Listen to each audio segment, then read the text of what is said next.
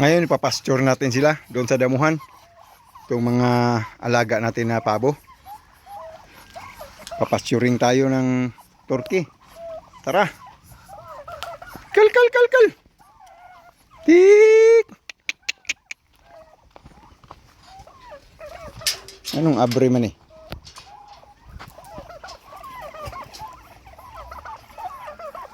Sige. Sige na, sige na.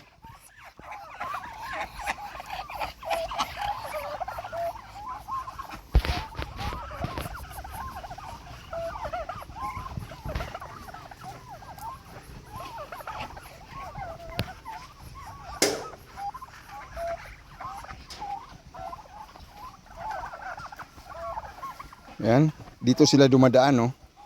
Oh. Ito yung mga daanan nila, may bakod. Para hindi sila maligaw, kailangan mayroong ganito. Yan. Ganyan, oh. Kasi itong daanan nila, may kanal. Tsaka maliit lang to.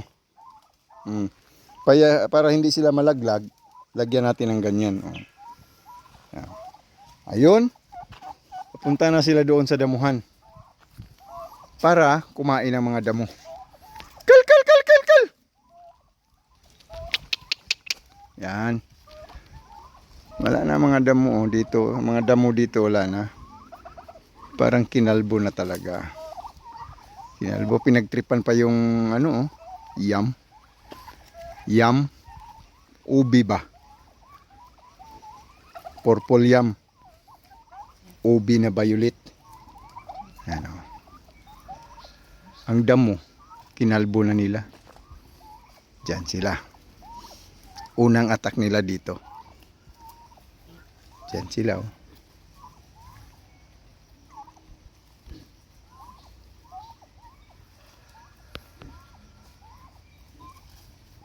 Diyan sila.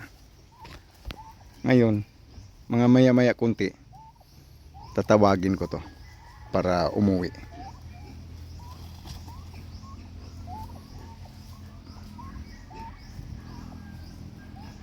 Pa-support guys. Ito na yung umpisa ng turkey farming ko. Yan. Ilang piraso sila? 6 yung anak nito. Yan.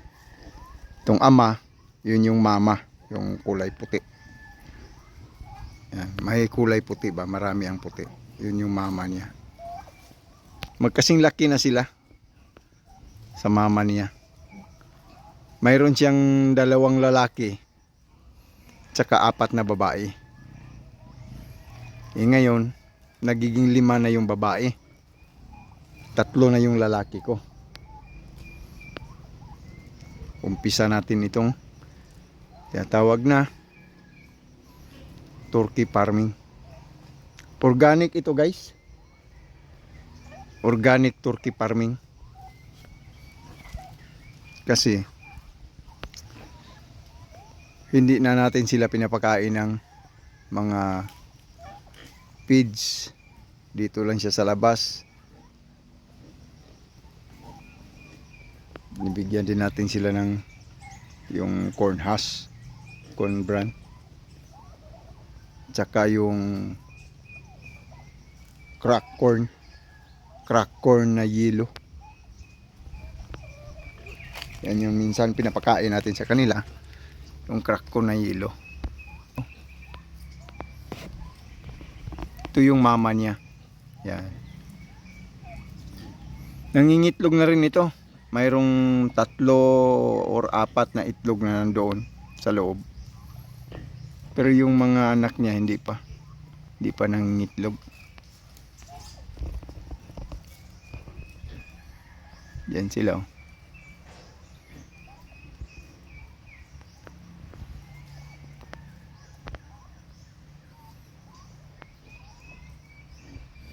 Pag nasanay na to dito sa ganun mapamaraan nila, pag nasanay na sila na lumabas, pumasok doon sa loob, lumabas, papasok, labas, pasok, pag nasanay na sila, buksan ko na lang yung pintuan doon Para kung gusto nilang lumabas, lalabas sila. Gusto naman babalik, babalik din sila.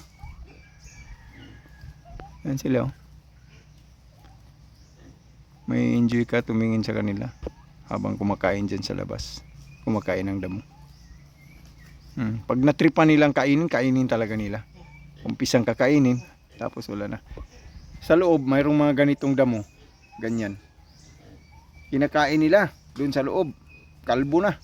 Pero dito hindi pa. Kasi nalilibang sila dito sa mga gatong damo. Ganitong klase. Carabao grass at. O, tingnan mo itong ganito. Pinagtripan. Pag wala nang makain sila, ito kakainin nila to. Kahit ito. Kakainin nila. Pag wala na silang ibang makain na damo, yan kakainin nila. Ganun ka takaw sa damo itong mga turkey.